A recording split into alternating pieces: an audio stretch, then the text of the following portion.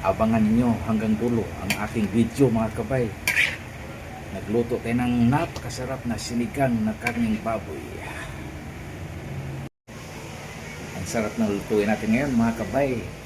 Sinigang na karning baboy. Yan, gagawin natin mga kabay. Karning baboy, yan ang lutuin natin ngayon mga kabay. Yan, umpisahan na natin ang pagluto. Yan oh. Malinis na ito, naka-slice na.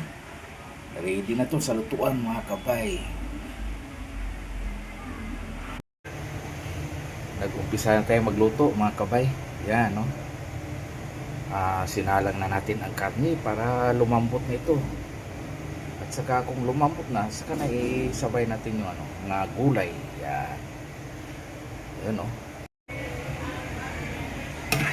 Okay, kumukulo na ang ating niluluto na sinigang na karning baboy. Yan o. Tamang-tama. Hindi ganong mataba mga kabay. Walang taba siya na karni. Napakasarap nito mga kabay. Yan, pag lumambot ito, yan o natin yung mga gulay. Ilagay natin mga kabay. Yan.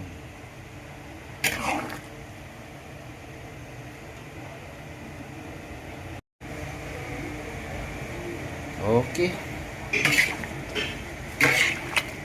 Nilalagay ko na din yung ating panghalo, yung ating sibuyas, bawang at saka luya, siling haba. Yan. Mamaya isunod natin yung dahon, yung kangkong. Timplahan natin mga kabay para matikman na natin pag ito'y luto na mga kabay.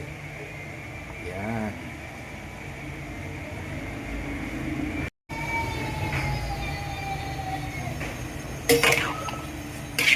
Yan, tuloy-tuloy pa rin ang pagluto natin mga kabay.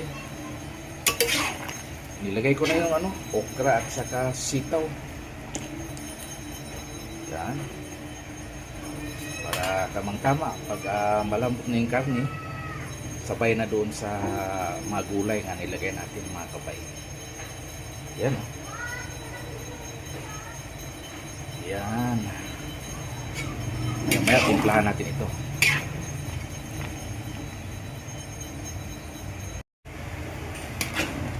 Okay, nakalagay na yung dahon, yung kangkong. Yan, napakasarap ng ating sinigang na karning baboy. Yan, mga ilang segundo na lang. Pwede natin hainin ito. Luto na ito, mga kabay. Yan. At timpla na ito, mga kabay. Tikman na lang natin. Okay. Ayos lang, mga kabay. Tama lang sa timpla.